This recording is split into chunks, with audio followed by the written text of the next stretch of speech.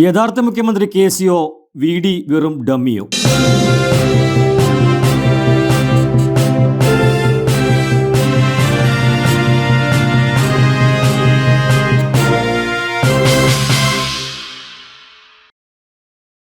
Team യു.ഡി.എഫിന്റെ പ്രത്യക്ഷത്തിലുള്ള മുഖ്യമന്ത്രി VD സതീശനാണെങ്കിലും പരോക്ഷമായി സർക്കാരിന്റെ കടിഞ്ഞാൻ കെ.സി വേണുഗോപാലിന്റെ നിയന്ത്രണത്തിൽ തന്നെയാണെന്ന് തെളിയിക്കുന്ന സംഭവങ്ങളാണ് മെയ് 4 തെരഞ്ഞെടുപ്പ് ഫലം പുറത്തു വന്നത് മുതൽ കേരളം കാണുന്നത്. തെരഞ്ഞെടുപ്പ് വിജ്ഞാപനം പുറത്തിറങ്ങും വരെ വി.ഡി സതീശൻ എന്ന ഒരേ ഒരാളിനെ ചുറ്റിപ്പറ്റിയായിരുന്നു യു.ഡി.എഫ് മുന്നോട്ട് പോയതെങ്കിൽ എ.ഐ.സി.സി ജനറൽ സെക്രട്ടറി കെ.സി വേണുഗോപാലിന്റെ വരവോടുകൂടി സംഗതിയാകെ തകിടം മറിഞ്ഞു. കോൺഗ്രസിൽ നിന്നും ആരൊക്കെ സ്ഥാനാർത്ഥിയാകണമെന്ന് തീരുമാനിച്ചതുപോലും കെ.സി ആയിരുന്നു. കേരളത്തിന്റെ ചുമതലയില്ലായിരുന്നിട്ടും കെ.സി കേരളത്തിൽ തമ്പടിച്ചതിന് പിന്നിൽ കൃത്യമായ ചില അജണ്ടകൾ ഉണ്ടായിരുന്നുവെന്ന് മെയ് 4 ജനം തിരിച്ചറിയുകയും ചെയ്തു. കേരളത്തിന്റെ ചുമതലയുള്ള ദീപാദാസ് മുൻഷിയെ ഡമ്മിയാക്കി തനിക്ക് വേണ്ടി കൈവെക്കുന്നവരെ തെരഞ്ഞുപിടിച്ച് സ്ഥാനാർത്ഥിയാക്കിയ കെ.സിയുടെ മനസ്സിൽ കേരളത്തിന്റെ മുഖ്യമന്ത്രിയാവണമെന്ന ഒരേ ഒരു ആഗ്രഹം മാത്രമേ ഉണ്ടായിരുന്നുള്ളൂ. തനിക്കൊപ്പം അടിയുറച്ചു നിൽക്കുന്ന മാത്യു കുഴൽനാടനെയും എ.പി. അനിൽകുമാറിനെയും വി.ഡി സതീശനോട് കൂറു പുലർത്തിയിരുന്ന ഷാഫി പറമ്പിൽ, പി.സി. വിഷ്ണുനാഥ്, യൂത്ത് കോൺഗ്രസ് സംസ്ഥാന president O J. Janeesh, Roji M. John, V K. Sreekandan, KPCC president Sunny Joseph, കായംകുളത്ത് നിന്നും മത്സരിച്ച എം. ലിജു, സന്ദീപ് വാര്യർ, കെ.എ. തുളസി തുടങ്ങിയവരെയും തന്റെ പാളയത്തിൽ എത്തിച്ച ശേഷമാണ് കെ.സിയിലെ രാഷ്ട്രീയ ചാണക്യൻ പണി തുടങ്ങിയത്. തിരഞ്ഞെടുപ്പ് ഫലം പുറത്തു വരുന്നതുവരെ തന്റെ ഉള്ളിലിരിപ്പ് കൂട്ടത്തിലുള്ളവരെ അല്ലാതെ മറ്റാരെയും അറിയിക്കാതിരിക്കാൻ കെ.സി പ്രത്യേകം ശ്രദ്ധിച്ചു. 63 സീറ്റുകളിൽ കോൺഗ്രസ് മത്സരിച്ചപ്പോൾ അതിൽ 49 പേരും തന്റെ ഒറ്റാലിൽ വീണ മീനാണെന്ന് പറഞ്ഞ് കേരളത്തിന്റെ മുഖ്യമന്ത്രിയാവാൻ കച്ചമുറുക്കിയായിരുന്നു കെ.സി വേണുഗോപാൽ എന്ന തന്ത്രശാലിയായ രാഷ്ട്രീയക്കാരൻ. ഇതൊന്നും അറിയാതെ കേരളത്തിൽ അങ്ങോളം ഇങ്ങോളം ഓടി നടന്ന് യു.ഡി.എഫിനെ ഭരണത്തിലെത്തിക്കാൻ അതുവരെ പെടാപ്പാടുപെടുകയും പാർട്ടിക്കുള്ളിൽ തനിക്കായി ഗ്രൂപ്പ് ഉണ്ടാക്കുകയും ചെയ്യാതിരുന്ന പാവം വി.ഡി സതീശന് കെ.സിയുടെ മനസ്സ് വായിക്കാൻ മാത്രം എന്തുകൊണ്ടോ കഴിഞ്ഞില്ല.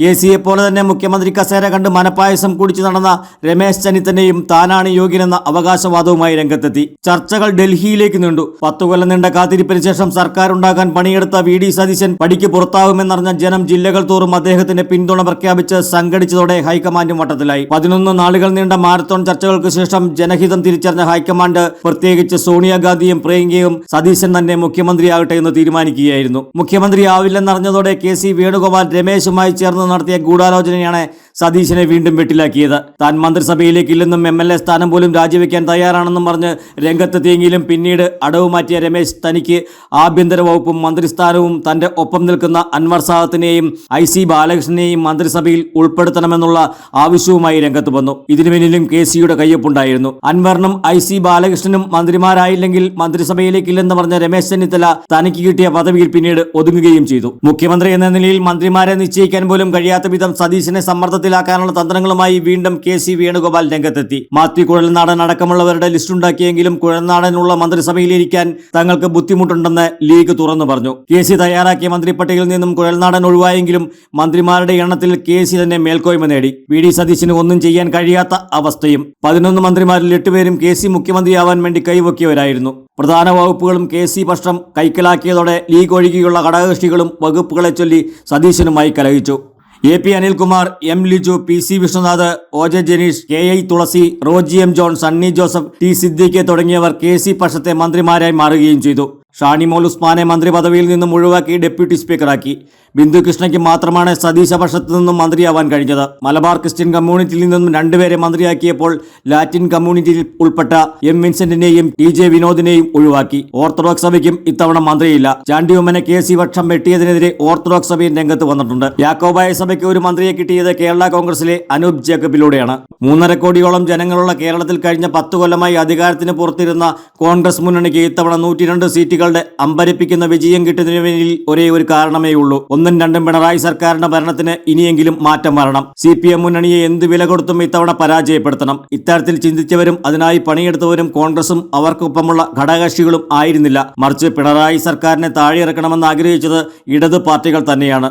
ഒന്നുകൂടി പരത്തി പറഞ്ഞാൽ CPM തന്നെയാണ് CPMന്റെ MLA-മാരുടെ എണ്ണം 26 കുറച്ചത്. 50,000 മുതൽ 70,000 വരെ വോട്ടുകളുടെ ഭൂരിപക്ഷം നേടി UDF സ്ഥാനാർത്ഥികൾ വിജയിച്ചതിന് പിന്നിൽ ഇടതുമുന്നണി പ്രവർത്തകരും കുത്തിയ വോട്ടുകൾക്കും നല്ല പങ്കുണ്ട്. കേരളത്തിൽ 102 സീറ്റിന്റെ മിന്നും വിജയം UDFന് സ്വന്തമാക്കിയതിന് പിന്നിൽ തന്റെ കഠിനാധ്വാനമാണെന്ന് ഹൈക്കമാൻഡിന് മുമ്പിൽ വീമ്പെടുക്കുന്ന കെ.സി വേണുഗോപാലിന് അസമിലും തമിഴ്നാട്ടിലും ബംഗാളിലും പുതുച്ചേരിയിലും ഈ വിജയം കൊണ്ടുവരാൻ എന്തുകൊണ്ട് കഴിഞ്ഞില്ല? 10 കൊല്ലം നീണ്ട പിണറായി സർക്കാരിനോട് ജനത്തിനുള്ള വെറുപ്പ് വോട്ടാക്കി മാറ്റിയ ഒറ്റ കാരണം ശതമാനം മാത്രമാണ് UDFന്റെ വിജയം. ഭരണത്തിലേക്ക് തിരികെ വരാൻ VD സതീശനും മറ്റ് ഘടകകക്ഷികളും ചേർന്ന് കഴിഞ്ഞ 10 കൊല്ലം നടത്തിയ പരിശ്രമങ്ങളാണ് VD സതീശൻ മുഖ്യമന്ത്രിയായി അധികാരത്തിലെത്താൻ ഇടയാക്കിയത്. തനിക്കൊപ്പം നിന്ന 8 പേരെ മന്ത്രിസഭയിലെത്തിക്കാൻ കഴിഞ്ഞെന്ന് KC വേണുഗോപാലിന് അഭിമാനിക്കാമെങ്കിലും VD സതീശനിലെ യഥാർത്ഥ ഭരണാധികാരിയെ KCക്ക് ഇനിയും മനസ്സിലാക്കിയിട്ടില്ലെന്നാണ് രാഷ്ട്രീയ കേരളം ഇപ്പോഴും വിലയിരുത്തുന്നത്.